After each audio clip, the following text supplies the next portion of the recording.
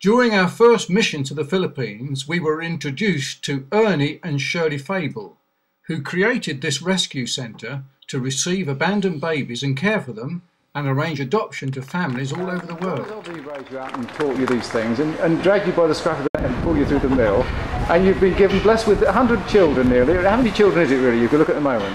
Well, at the moment we've got 36. 36. Is there a limit to the number you can take on board? Up to 40. We can take up to 40. Right, okay. We have 44. Now, old Mother Hubbard, she had so many children she didn't know what to do. Do you ever feel like that? No, absolutely not. Okay. Absolutely not. No. Right, this is your turn to name the children one by one, quickly, please. Okay, John, Paul, Emmanuel, Alvin, Erica, April, Jasmine, Romeo, J.R., Abigail, Sarah, Charlotte, Jay, Adam, Darwin, Mark, Michael, Ben, Gerald and Ellie! Wonderful. Oh, Ellie, that's my daughter's name. Are they going to sing? Oh, the little one. Jeremy, I forgot Jeremy. Where is he? There he is. Okay. Okay, let's do our singing. We do this every morning at 9 o'clock. Come on in, children. Okay, ready? We're going to do it nice this morning because our visitors are watching. Do the actions. Oh, make the twinkling stars, the twinkling stars, the twinkling stars. Oh, make the twinkling stars. Our Father God. Oh, make the flowers that grow, the flowers that grow, the flowers that grow. Oh, make the flowers that grow. Our Father God. Oh, make the birds that sing. Hey, for the birds. The birds that sing. Oh, make the birds that sing. Our Father God. Oh, make both you and me. You and me. You and me. Oh, make both you and me. We preach in prisons and we preach to people that are at the ends of their life. They see your work and they think they could never do work like you do. Well, Ernie was a steel worker. I was a steel worker Yeah. for 25 years. Yeah.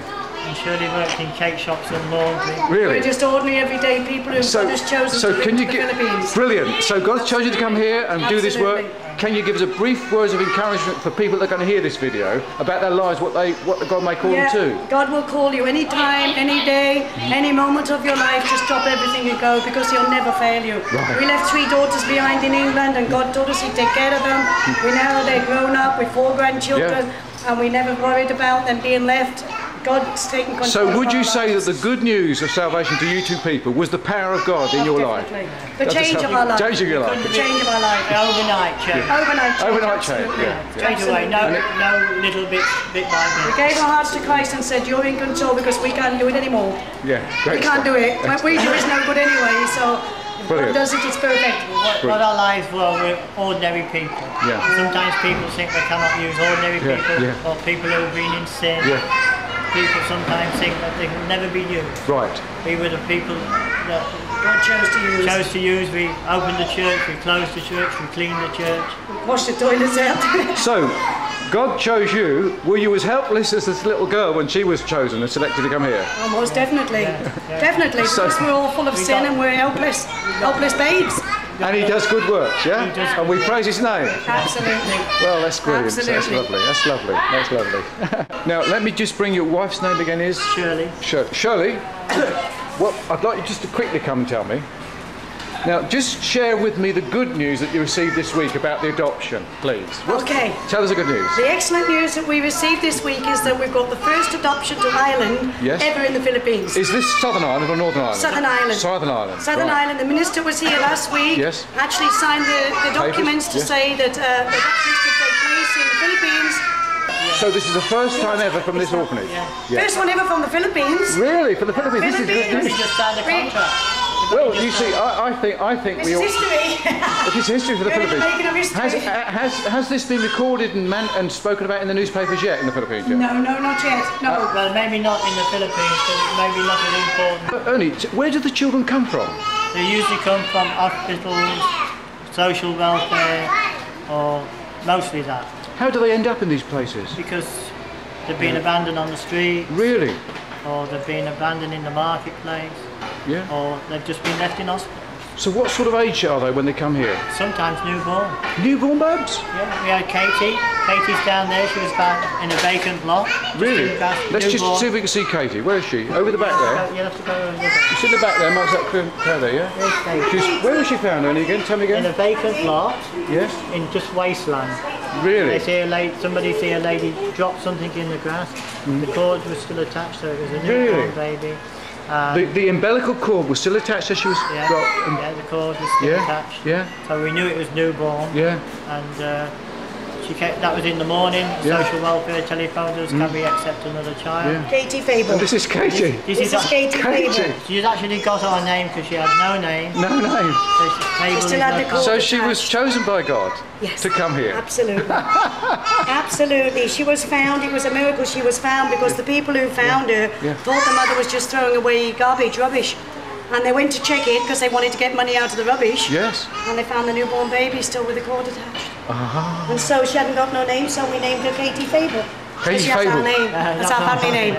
So you see, we've got a James Fable in America. Yes. We've got a Katie Fable waiting to go. None of these children have stayed with their mother long enough to have known love. Right. They are brought away straight away. They are dumped in rubbish dumps, cardboard boxes. The little girl last year, 3 years old, found on the market carrying a plastic bag with a dirty old dress in. And how long she'd been wandering around the market, no one knows.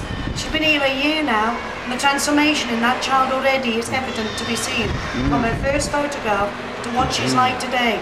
But she hates men. She's probably been Really? abused by men. And that's going to stay with her for a long, long time, and she needs a Christian home. She needs loving parents who are going to teach her the love of God. You know, that there is a love out there that's not going to be painful to her, that's not going to hurt her, that is going to embrace her, and that is going to give back her life. Because some of these young children have been robbed of their life already. Yeah. They've never known what it's like to receive any kind of kindness.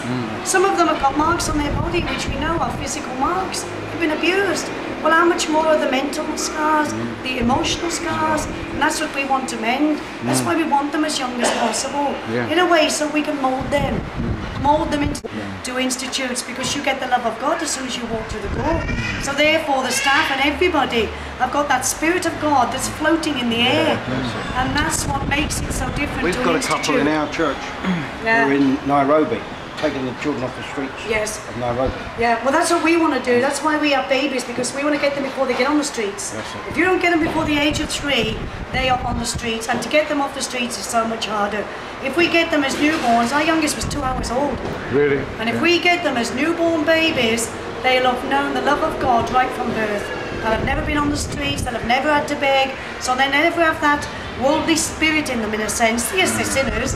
Of course, we're all sinners until we get saved by the grace of God. Yeah. But we can impart that love and grace of God into their lives from the very beginning. The other thing is, by bringing them up from birth, you're also challenging the mindset. Yes, You're that's giving them right. a different mindset. That's right. So you're not leaving them to the mindset of, Yeah. of being beggars and I mean, some of these older children that we've had in our home, they don't know what it's like to be loved. You know, we've walked up to children, we tried to embrace the 3-year-old and kiss them, and they backed away from us.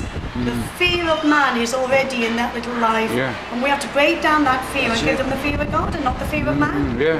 Because these What's the longest time you've had a child here before he was throughput? 5 years. 5 years. Little boy, we had 5 years. And he's been adopted now? He was adopted to Canada. Really? And he's living a wonderful life, but it was just like every child that leaves here, it's like a part of us goes. Do the parents keep in touch with you? Most of the parents, 90.9% of all the parents stay in touch, especially now the email, of course. Oh, yeah. Wonderful email. We Yeah. get regular photographs, we get pictures of Ati and Kuya, the children draw actual pictures themselves. So tell me what your email is, email address. Shalom Bata 2@abc.net.ph. Brilliant. I was nearly going to forget Well it. done. I was sorry. Well done. Oh my gosh, I don't know, I was nearly going to forget that. I always forget it. But it's lovely to have updates of the children. Yeah. And the messages that come back from the parents. Do you know what they say? Our son and daughter are so different to other adoptive children. They say you can tell these children have been brought up in a family home, a Christian home. And because we can choose the parents for abroad, we choose Christian parents. 2 of our children have gone to pastors, gone to ministers' homes, so we're a bit concerned about those 2. do you get people writing to you, asking for... We get lots of people who see the web and write and say we want a Shalom baby. Yeah. In actual fact, 2 of our adoptive children's families are now going through the process of a second child and both want them from Shalom. But we get people saying, well, this is the home in Manila that everyone talks about. This is the home we are advised to come by the social services. We are, you know, if any visitors are coming from abroad, we had some couple come from Denmark. They were advised by the social welfare to come and visit Shalom. So, do they learn English? All the children speak only English. They've never spoken their own dialect. Simply because they're going abroad. Yeah. We only have 4 adoptions in all the years we've been here in Manila. And so we believe that as these children, we want them to relate to their families immediately. Yes, they can. And because of that, English, they do. As soon as mommy comes up... So if they go to Germany, they could learn German? Of course, once they get to their own country, they'll be bilingual. Yeah. But Tagalog's no good even out of Manila. No. You go to a province and you can't even speak Tagalog. I see. All my staff speak different dialects. Right. So if they don't understand each other, how much more the children? Yeah, absolutely, yeah. So I only employ staff that can speak and understand English, and then all my children speak English. So you noticed today when you went down and said hello, they knew exactly what you were saying. Yeah. You know, they know what you're saying because they don't know any other language. They're Filipinos, but I think they think they're British, really. They even told I met Ernie. They have the same accent, some of them, which is lovely. As you're speaking to me now, your older accent's coming back. You're more clear. When we first met you, you was pronouncing like the Filipino. Because I've just been speaking to my staff on the way out, you see. So I'm still speaking in that Taglish, they call it. And I have to learn to speak like that so my staff will understand me. But once I get back to speaking to, obviously, British people and all my visitors, then I can start speaking normal again. Now, have you got a website that people could look to? Well, we have, and I know you're going to ask me the address, but I'll give you the details later. Okay. So we'll put that on. It's a very good website, actually. Yeah, okay. We need that because I'm sure with the internet and things like that, people would really like to contact you and the contact number, and it'd be very brilliant. Yeah. Okay. Now look. When you take babies in, where do they actually come from? Do they, you know? Yeah. Well, as Ernie's already told you, some of them come from the hospitals. Garbage a moment ago, you just said some baby came from a prison. Yeah, we actually Tell me about that. We actually had a little girl that both parents were in prison for drugs. Suspicion of either drug pushing or definitely taking drugs. The baby was born in the prison. Yeah. Then they brought her to us because they wasn't a good place to keep a baby. We had her for a time, and then the mother wanted her back. So I actually went to the prison with our social worker while she interviewed both the parents. Very nice couple. Their only problem was they were in sin, in drugs. Yeah. And this baby was a beautiful baby girl. Really? And eventually the baby was returned to the mother. And then after 2 or 3 days, got serious diarrhea. Really? Obviously in the prison. Yes. Living with the prisoners. And got serious diarrhea, so the baby had to come out of there. She came back here for a few more months. Then the grandmother took her to the province. Yeah. So that baby actually was born in the prison, started her life in the prison, came to us for a few months, went back to the prison, got terribly sick, came back to us and is now living in the province with the grandparents, and her parents are still in prison. Yeah, amazing. Here's the beds. This is a nursery. Let's have a little bit.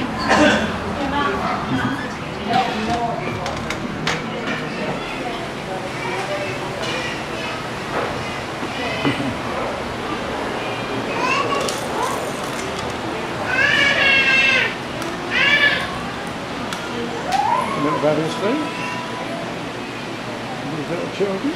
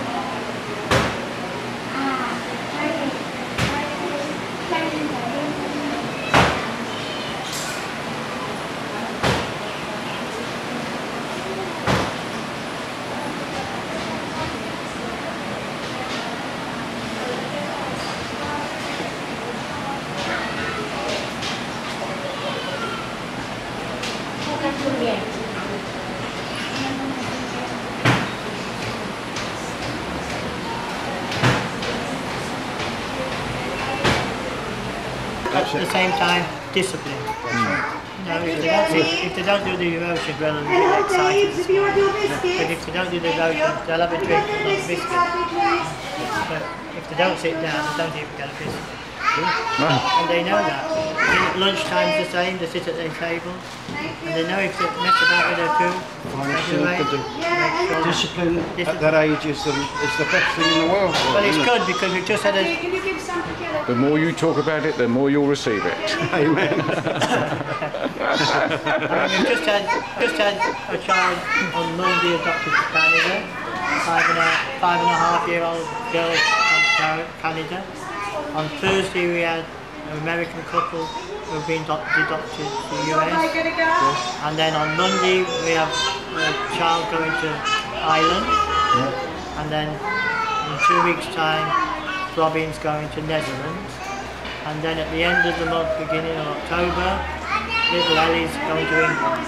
England? Yeah, Yeah, that's the girl's come to Dorset. Blandford. Oh, really? Yeah. Yes, one little girl's coming to Blandford. You briefly mentioned that you suffer from Parkinson's disease. Yes. Yeah? How long has this been known to you? It's been going for 3 years since I had it medically checked. Right. So it's 3 years October now. So this hinders your work here, doesn't it? Does it? Well, it slowed me down a lot. Slowed you down a bit, yeah. At the moment, the last few weeks have been really more bad days than good days. Yeah. So, I mean, we know of characters in the Bible that God, like Jacob, thought he had a wounded leg and he had to limp for the rest of his life. Yeah. And the Apostle Paul had a thorn in his flesh and it hinders, it says, like to buffet to Satan's work. Now, how has it affected you in respect to your relation to God? I don't think it's affecting my relationship with God. Because I know. I mean, does it drive you to him, to depend on him more? Yeah. It made me realise that God is in control of Shalom. Yes. Not me. Right. Not that, because we set it up. Yes. We have a love for the children. Yes. We want to do the best for our children here until they're adopted. But it's shown me that God is in control of our life. Yeah. And He can heal. Heal like that, He can do. If He chooses If He chooses to. Yeah. But I think it's just speaking to us we've been here 10 years. Yeah. And it's just speaking to us whether we have to make kind of other plans. Maybe God is showing us that I mean, it's 10 years, night and day, 7 days a week. Every day of the year. You know, it's a thing that doesn't, you know, sometimes in the Philippines relentless. They don't understand. You know, they'll pay for me 1 week and ask me if I'm better the next week. But then again, I know that God is in control. And over the last year, you've talked about not changing our plans of what we feel for Shalom. No. But accommodate the different. Accommodating. Maybe 6 months in England, 6 months here. Gordon, will you pray for Ernie now, please? Father God, we thank you. Speak up, Gordon. Father, we thank you for your amazing love to us, dear brothers. Father, we come to you now in the name of Jesus. You take authority over this disease. I mean, Father, in the name of Jesus, you have promised to heal the sick. And Father, therefore, we claim that promise now. In Jesus' name.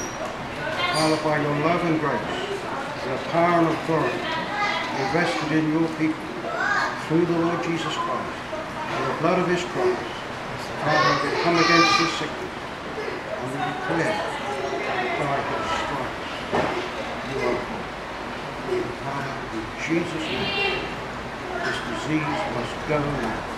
In Jesus' name. Amen. And may the good work of God continue and bring you to a full end. Glory to His name. And strengthen you and equip you and continue that work. Blessed be His name. Good to meet you, Ernie. God bless you. I think things will change now that your husband has been suffering with Alzheimer's. No, it's actually Ernie's got Parkinson's disease. It was diagnosed 3 years ago. Very hard for us both. Not only for Ernie because he had the sickness and that he was suffering, but to watch your husband suffer, who you've been married to for 33 years, we've just been married 33 years 2 weeks ago. It was a terrible blow to us. We know that God is in control. At the time, I think we forgot it for a while, which you do when you're terribly upset about something. Your whole world is turned upside down because we plan to stay here for the rest of our lives. We plan to die here. We plan to just give our whole lives completely to the ministry. Ernie is often very sick now, and so we just feel that as time goes on, we'll possibly have to change our direction. Our hearts are still for the Philippines, for the children, for the ministry. We may have to spend so many months in the UK, so many months in the Philippines. We may do a bit more public relations work, more fundraising, so that we can be released from the midnight emergencies, from the 3 o'clock emergencies, come running to the doctors every time we come home. That would mean you've got... Right, now, what we'd like is some of the factual details about your work here, how people, if they were disposed to help, what could they do, what your visions are for the future, and anything you feel you'd like to say, please. Ernie, come on.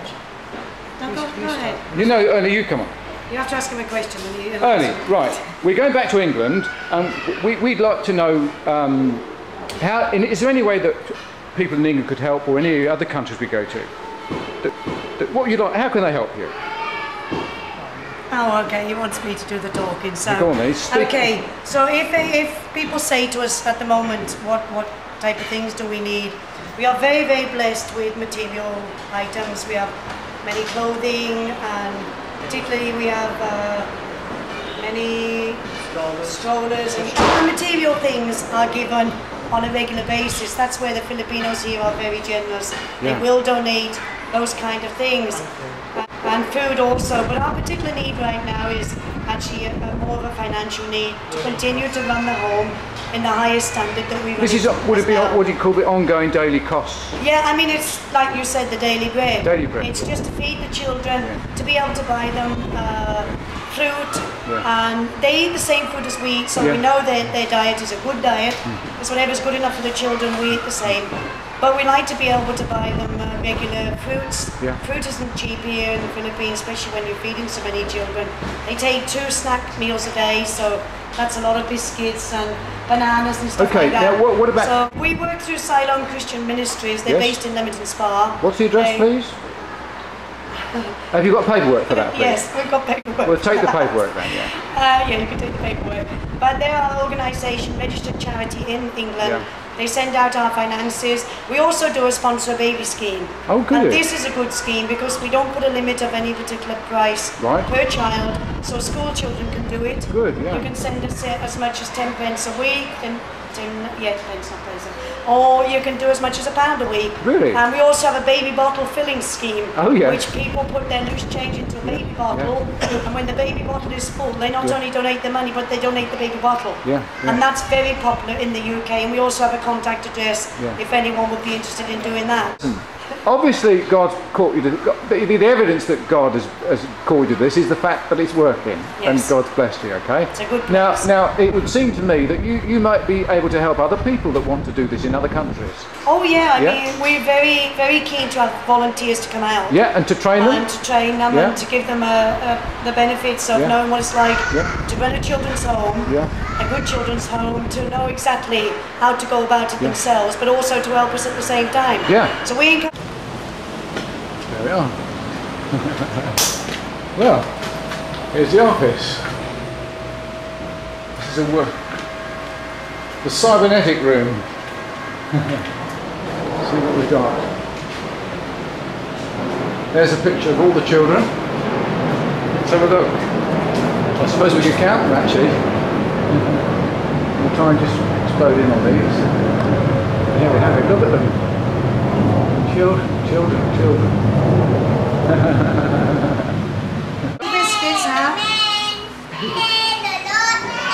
There's Gordon with his 43 new adopted children. I'm sure Patricia's going to love these children, Gordon. Shalom is a family. You have to sit down now and then they'll have their break time.